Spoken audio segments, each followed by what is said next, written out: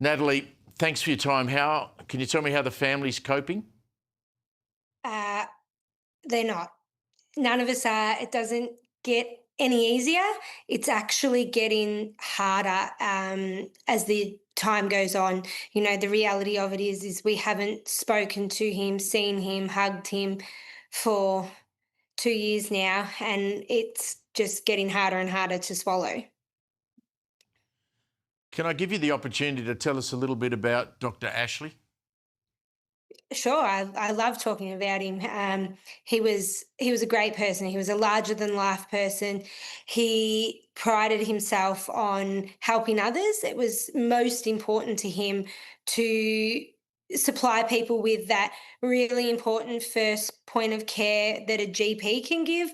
That's why he chose to go GP. He had the world at his feet basically when he graduated medicine, and he could have picked any path to go down. He had many paths that he was looking at, but he chose GP because he wanted to be that critical first point of care.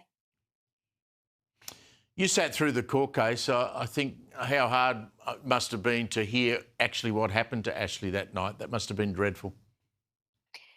Yeah, thankfully, we had spoken with the team, including detectives, our prosecution team. They had been very open with us.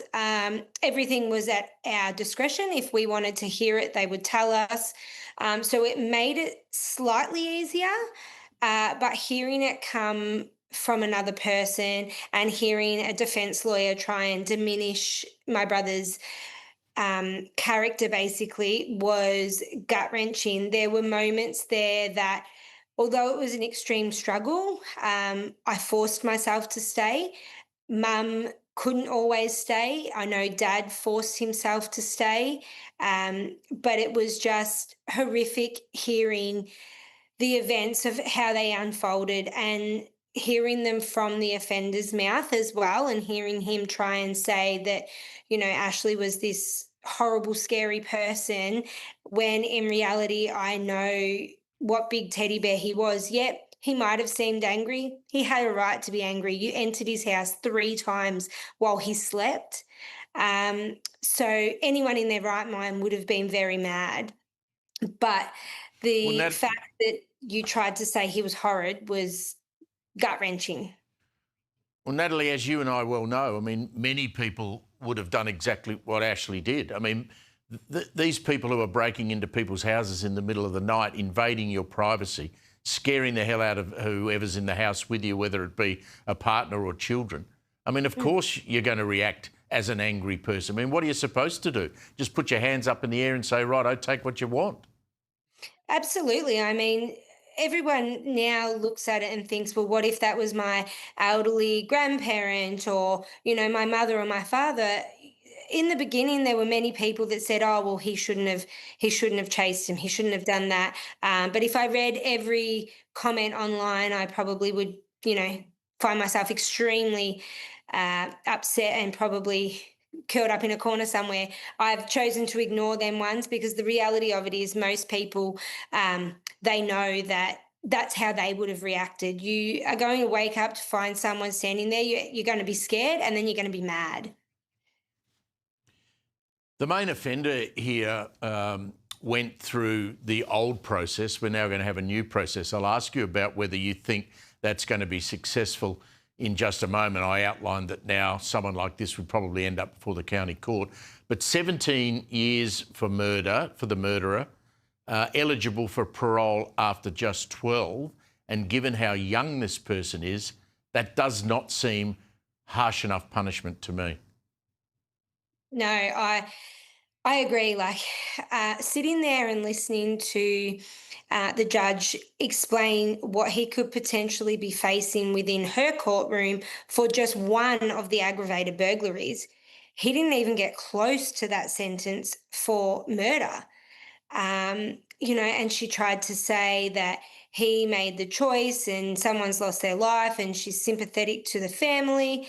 But in actual fact, she's not, because they're not feeling it. They don't understand the magnitude of the loss that we've felt. They can only imagine. And they just choose to go with the lesser sentence because they still to this day believe that people committing crimes like that could be rehabilitated. I'm sorry, but once you're at that stage, rehabilitation is out the window. Natalie, you had the opportunity to speak to the killer in court with a victim's impact statement. What did you say to him? I outlined the magnitude of the loss he's made me feel.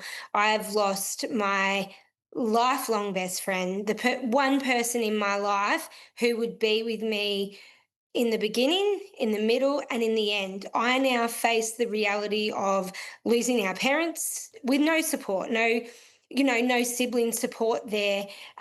The only person who grew up in the same house as me, who knows all of our family holidays, how magical mum and dad made Christmas and birthdays. I can, no longer joke with someone about, well, be careful or I'll knock your two front teeth out because um, the reality of it is Ashley and I were mucking around and I lost my two front teeth. No one else gets that joke because to us it was just between him and I.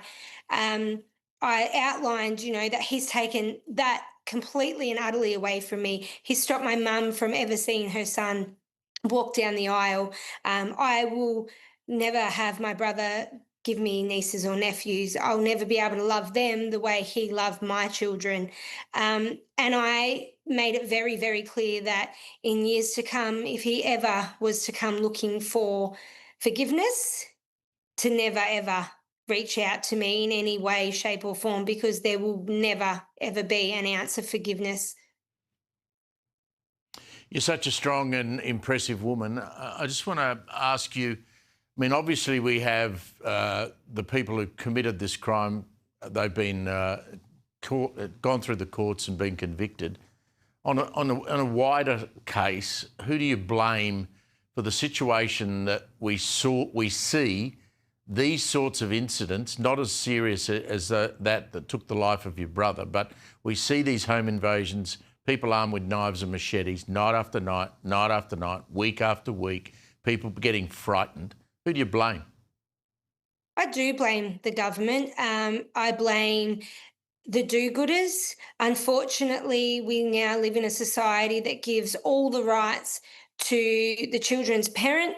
Parents don't parent children anymore. There's no discipline at any level because they're too scared to discipline because they're going to get in trouble for disciplining their children. I'm not saying that we need to beat them, but if we're not implementing discipline, respect, and rules at a young age, we're ending up here. We see the cycle now. We're seeing the bad that has happened from giving all the rights to an immature generation. And, we continue to give out handouts. We continue to allow people to have terrible behaviour and still give them the rights at the end of the day. They're the ones that have the freedom of speech within the court system. I've witnessed it myself. We were controlled in what we could and couldn't say, but the offender could say whatever he wanted. We continue to give the rights to the wrong people. We're not respecting the law abiding working citizens. We're giving all the hand is given to the ones that are taking the government for a ride, whether they're living off purely government resources and they're saying, oh, but I've been unfairly done by. We continue to just say, oh, that's okay, we'll make it better. Everybody has a choice. You have a choice to make your life what it is. I have to work hard for all the things I have in my life because I want them, because I choose to work hard to get them. I'm not out there just taking them from anyone. But if I was, that would be okay. I would just be told, oh, don't do that again, please. The government, they've got their heads buried so deep in the sand. I work with young children, I work in childcare, and I see the patterns beginning as young as 3 and 4 years old. You can see the kids that are growing up in a household that is teaching them that this is okay. We just get given what we want. Unfortunately, the government are ignoring the fact that this is a wider issue to just what's happening. And they're only trying to act on impulse of what's happening right now. They're not looking at the bigger picture. They're not trying to work back and correct a system that is so badly broken. It's a pity not listening to someone as impressive as you, Natalie. Thank you very much for giving us a bit of time. I know how hard it is. Thank you for having me. I appreciate it. Good on you. What an impressive young woman. I mean, the break there, having to lose her brother like that is just appalling.